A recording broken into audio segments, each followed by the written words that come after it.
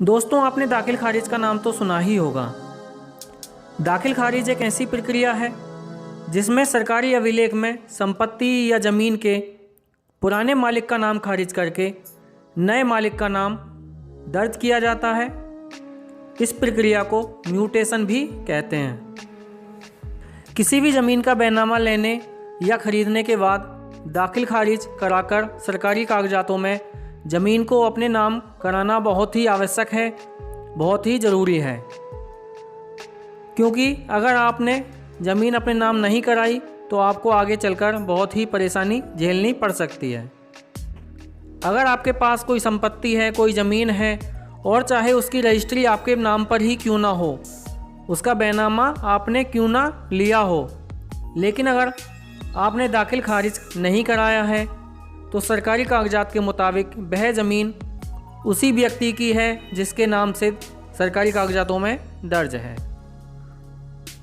और दोस्तों, कुछ लोग मौके पर ज़मीन खरीद लेते हैं और लालच में आकर बैनामा नहीं कराते हैं और ख़रीदी गई भूमि पर मकान आदि बनाकर रहने लगते हैं। बैनामे में आने वाले खर्च से बचना चाहते हैं, जो कि उनके लिए बाद में बहुत ही खतरनाक साबित होता है। क्योंकि सरकारी कागजातों में ज़मीन पर पुराने मालिक का नाम ही रहता है और वह कभी भी विवाद खड़ा कर सकता है, कभी भी ज़मीन पर अपना दावा कर सकता है, जिससे आपको और आपके वारिसों को हमेशा विवाद का डर बना रहेगा।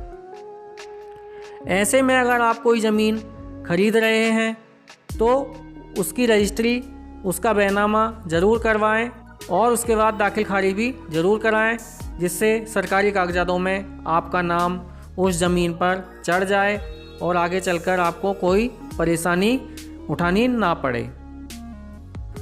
और दोस्तों, ऐसा भी नहीं है कि यह प्रक्रिया केवल नई ज़मीन खरीदते समय ही करानी होती है। किसी ज़मीन को खरीदने या बैनामा लेने के बाद तो हम दाखिल खारिज कराते ही हैं।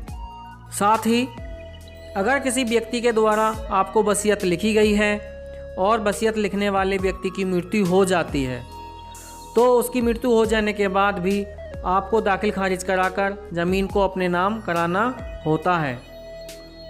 और किसी व्यक्ति की मृत्यु के बाद उसकी ज़मीन को उसके उत्तराधिकारियों के नाम भी दर्ज किया जाता है, जिसको वरासत प्रक्रिया कहते हैं।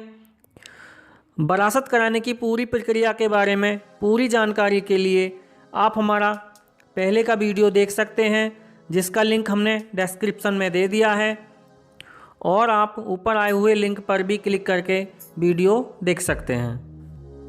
तो आज इस वीडियो में हम आपको यही बताएंगे कि आप ज़मीन खरीदने के बाद दाखिल खारिज के लिए आवेदन कैसे और कहाँ कर सकते हैं, दाखिल खारिज की क्या प्रक्रिया रहती है और कितने दिन में दाखिल खारिज हो जाता है, और क्या होगा अगर आपने दाखिल खारिज नहीं कराया तो। म्यूटेशन या दाखिल खारिज के लिए आवेदन। दोस्तों, किसी ज़मीन की रजिस्ट्री कराने के बाद आप तहसीलदार न्यायालय में दाखिल खारिज के लिए आवेदन ऑनलाइन या ऑफलाइन दोनों तरह से कर सकते हैं। अगर आप ऑनलाइन आवेदन करना चाहते हैं तो आपको इसके लिए सबसे पहले इसकी आधिकारिक वेबसाइट बाद.up.nic.in पर जाना होगा। इसका होम पेज खुलने के बाद आपको ऑनलाइन आवेदन में जाना है, जहां धारा 34 दिखाई देगा, उस पर क्लिक कर आप अपना आवेदन धारा 34 के तहत दाखिल खारिज के लिए कर सकते हैं। और अगर दोस्तों आप ऑनलाइन आवेदन नहीं कर पा रहे हैं तो आप तहसील में जाकर डायरेक्ट भी आवेदन कर सकते हैं। इसके लिए आपको धारा 34 का एक फॉर्म भरना होगा, एक फार्म आता है वह भरना होगा, और उसके साथ रजिस्ट्री यानी कि बैनामे की फ़ोटोकॉपी लगाकर तहसीलदार न्यायालय में जमा कर सकते हैं। तो दोस्तों, इस प्रकार से आपका दाखिल खारिज के लिए आवेदन जमा हो जाएगा, जो कि उत्तर प्रदेश राय संहिता 2006 की धारा 34 के अधीन किया जाता है। अब हम आपको बताते हैं कि आवेदन करने के बाद आपके आवेदन पर कैसे और क्या क्या कार्रवाई की जाएगी। तहसीलदार न्यायालय में दाखिल खारिज की प्रक्रिया। दोस्तों, न्यायालय में दाखिल खारिज की प्रक्रिया उत्तर प्रदेश राज्य संहिता 2006 की धारा 35 व नियम 34 के अनुसार की जाती है। भूमि बेनामे वसीयत के मामलों में दाखिल खारिज।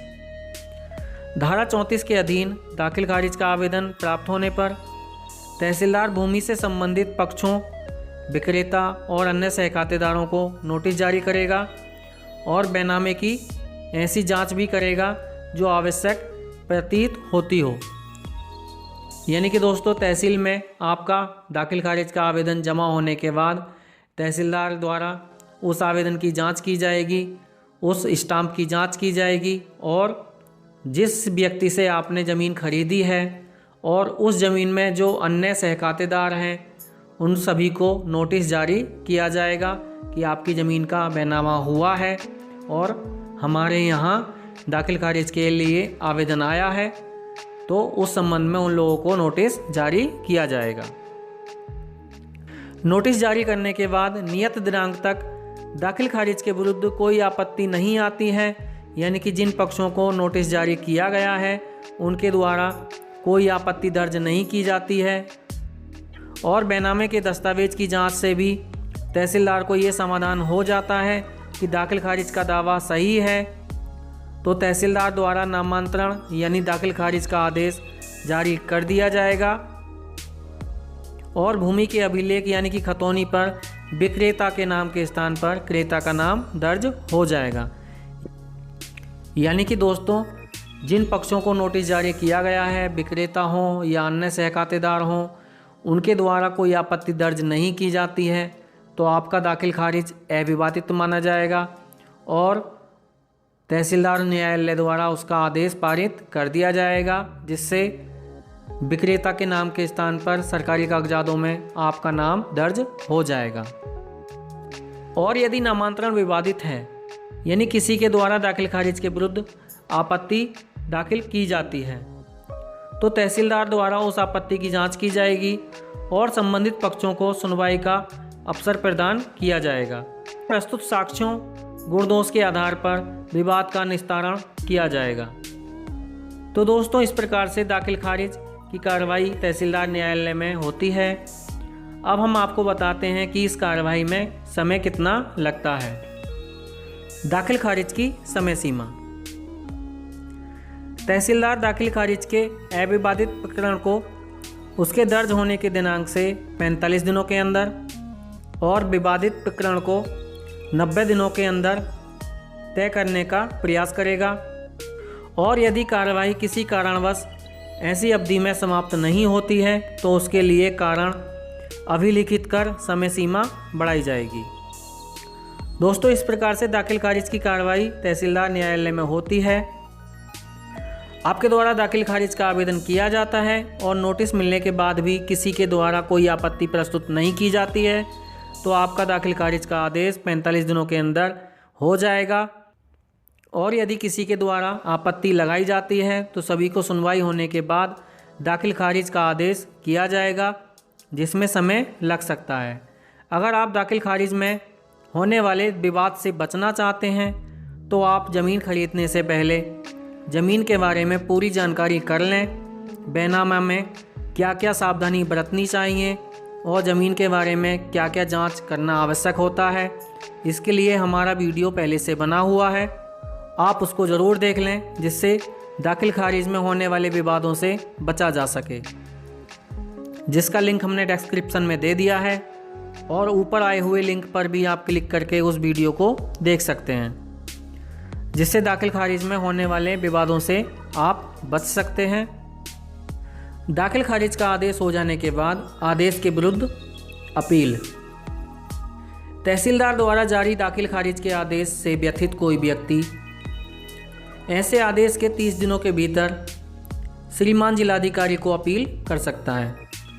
जी हाँ दोस्तों, अगर दाखिल खारिज का आदेश हो गया है और आप उस दाखिल खारिज के विरुद्ध कोई अपील करना चाहते हैं तो आप ऐसे आदेश होने के 30 दिनों के अंदर श्रीमान जिलाधिकारी महोदय के यहाँ अपना आवेदन दे सकते हैं, अपनी अपील दर्ज कर सकते हैं। दाखिल खारिज ना कराने के नुकसान। अगर आपने कोई ज़मीन खरीदी है और उसकी रजिस्ट्री भी आपके पास है, परंतु आपने दाखिल खारिज से विक्रेता का नाम खारिज कराकर अपना नाम दर्ज नहीं कराया, तो सरकारी अभिलेख में, सरकारी रिकॉर्ड में, खतौनी में विक्रेता का नाम ही रहेगा, आपका नाम दर्ज नहीं होगा, जिससे आपको सरकार की किसी भी योजना का लाभ नहीं मिलेगा। तो ज़मीन खरीदने के बाद दाखिल खारिज कराकर सरकारी रिकॉर्ड में अपना नाम दर्ज कराना बहुत ही ज़रूरी है।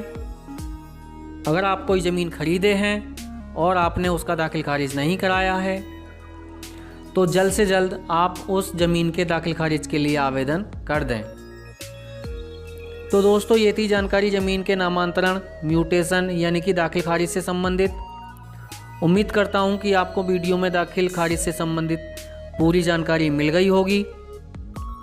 अगर आप दाखिल खारिज या ज़मीन से संबंधित कोई जानकारी चाहते हैं तो कमेंट बॉक्स में ज़रूर लिखें।